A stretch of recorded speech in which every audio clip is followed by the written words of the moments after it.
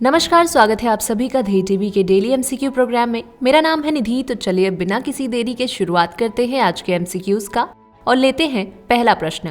पहला प्रश्न है, हाल ही में संपन्न हुए हिमाचल प्रदेश विधानसभा चुनाव और संबंधित प्रावधानों के संदर्भ में निम्नलिखित में से कौन से या कौन सा कथन सत्य है? पहला, हिमाचल प्रदेश विधानसभा में सीटों की संख्या 60 है। दूसरा, संविधान के अनुच्छेद 74 में ये प्रावधान है कि राज्यपाल मुख्यमंत्री को नियुक्त करता है। आपके ऑप्शंस है ए केवल 1, बी केवल 2, सी 1 और 2 दोनों, या फिर डी ना तो 1 ना ही 2।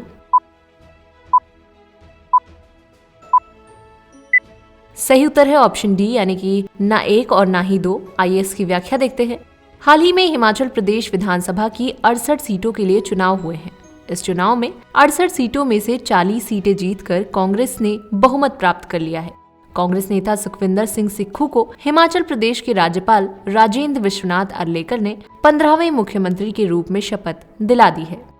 आपको बता दें कि संविधान के अनुच्छेद 164 में यह प्रावधान है कि मुख्यमंत्री को राज्यपाल नियुक्त करता है। बढ़ते हैं अपने दूसरे प्रश्न की ओर। दूसरा प्रश्न है, अंतर्राष्ट्रीय पर्वत दिवस कब मनाया जाता है? आपके ऑप्शंस हैं ए 9 दिसंबर, बी 10 दिसंबर, सी 11 दिसंबर, या फिर डी 12 दिसंबर।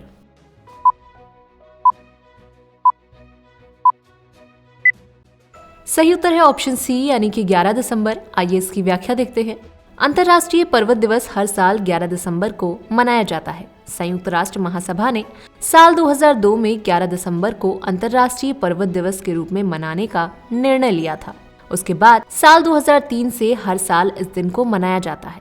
पहाड़ों की समृद्ध जैव विविधता और पहाड़ों के संरक्षण के लिए लोगों को जागरूक करना इस दिवस का मुख्य उद्देश्य है।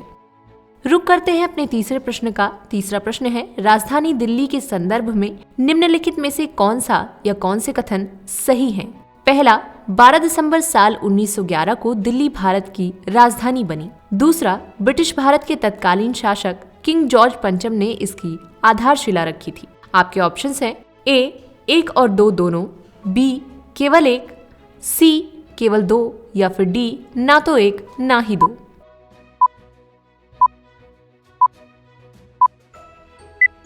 सही उत्तर है ऑप्शन ए, यानी कि 1 और 2 दोनों ही सही हैं। आइए इसकी व्याख्या देखते हैं।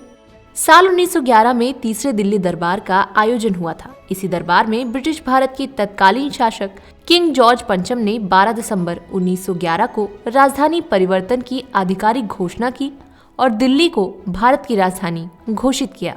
इसके पहले भारत की राजधानी कलकत्ता थी। बढ़ते हैं अपने चौथे प्रश्न की ओर। चौथा प्रश्न है, अभी हाल ही में प्रधानमंत्री द्वारा देश में 3 राष्ट्रीय आयुष संस्थानों का उद्घाटन किया गया। इन संस्थानों में कौन सा प्रदेश शामिल नहीं है? आपके ऑप्शंस हैं ए उत्तर प्रदेश, बी दिल्ली, सी गोवा, या फिर डी चेन्नई।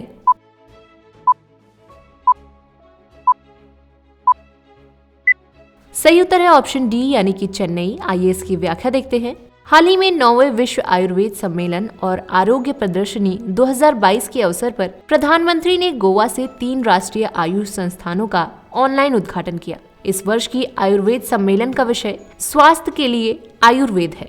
ये संस्थान उत्तरी गोवा के धारगल में अखिल भारतीय आयुर्वेद संस्थान, उत्तर प्रदेश के गाजियाबाद में राष्ट्रीय यूनानी औषधि संस्थान और दिल्ली के नरेला में राष्ट्रीय होम्योपैथी संस्थान है। इस अवसर पर प्रधानमंत्री ने आयुर्वेद को प्रोत्साहन देने के लिए डाटा आधारित दस्तावेजीकरण पर भी बल दिया। बढ़ते हैं अपने पांचवें और आखिरी प्रश्न की ओर। पांचवा प्रश्न है, हाल ही में चर्चा में रहे इंडोनेशिया कोऑर्डिनेटेड पेट्रोल के संदर्भ में निम्नलिखित में कौन सा कथन असत्य है? आपके ऑप्शंस है ए इस वर्ष इसका 39वां संस्करण 8 से 19 दिसंबर के बीच होगा, बी ये अभ्यास वर्ष 2002 से सालाना तौर पर आयोजित किया जाता है, सी ये नौसेना संबंधित अभ्यास है, या फिर डी इसका उद्देश्य हिंद महासागर क्षेत्र को वाणिज्यिक जल परिवहन, अंतर्राष्ट्रीय व्यापार और विधि सम्मत समुद्री गतिविधियों के लिए सुरक्षित बनाना है।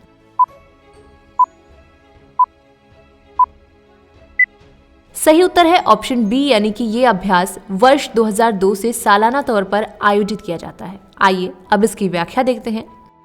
भारत इंडोनेशिया समन्वित गश्त कॉरपैट का 39वां संस्करण 8 से 19 दिसंबर के बीच होगा। ये गश्त अंतर्राष्ट्रीय समुद्री सीमा रेखा पर 15 और 16 दिसंबर को होगी और पोर्ट ब्लेयर में खत्म होगी। भारत और इंडोनेशिया वर्ष 2002 से साल में 2 बार कॉरपैट का आयोजन करते हैं। इसका उद्देश्य हिंद महासागर क्षेत्र को वाणिज्यिक जल परिवहन, अंतर्राष्ट्रीय व्यापार और विधि सम्मत समुद्री गतिविधियों के लिए सुरक्षित बनाना है। INS कारमुक के साथ स्वदेश में निर्मित पोत L58 और समुद्री गश्ती विमान डोनियर भी इस गश्त में हिस्सा लेंगे। इंडोनेशिया की ओर से युद्धपोत KRI न्याय हिस्सा लेगा। तो ये था आज का डेली MCQ कार्यक्रम। कमेंट करके हमें जरूर बताइएगा कि आपके 5 में से कुल कितने प्रश्न सही हुए। अगर आपको ये कार्यक्रम अच्छा लगा तो ध्येय IAS के इस चैनल को लाइक, सब्सक्राइब और शेयर करना बिल्कुल ना भूलें। साथ ही बेल आइकन को भी प्रेस करें ताकि आपको हमारे आने वाले सभी प्रोग्राम्स का नोटिफिकेशन मिलता रहे।